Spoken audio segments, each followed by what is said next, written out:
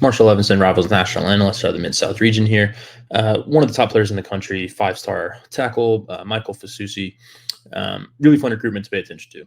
National analyst John Garcia caught up with him just this weekend while he was hanging out at OT7 down in Orlando, and caught up with him and just kind of got the rundown of what's going on right now. It's pretty packed recruitment. There's a bunch of schools he's going to take some official visits to. He's going to get to Texas A&M, going to get to Texas, Oregon, Georgia, Oklahoma, Missouri, all of those in play.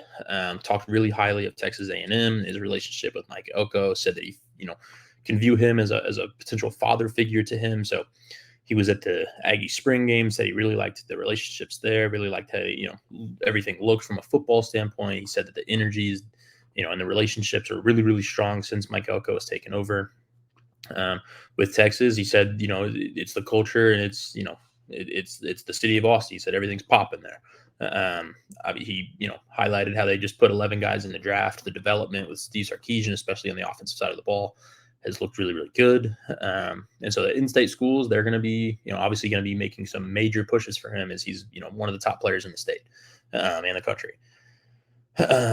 Oklahoma and Missouri, those are going to be interesting. Obviously, he's been at Oklahoma quite a bit this spring, 2 or 3 visits, back-to-back weekends in April.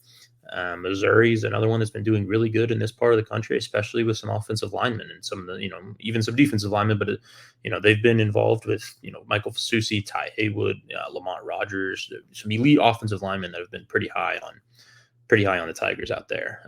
But the two ones that, outside of Texas and Texas A&M, the two ones that I'm looking at right now as potentially making some noise is Oregon and Georgia. He has not set official visits for those yet. He's, working to get those on the schedule. He will get out to those. He's been to those each for unofficials this spring. He said that both Oregon and Georgia appealed to him for the same reasons. They were very intense in practice, whether it was, the spring game environments or the practice environments, game environments. He's seen, a lot of what they can do.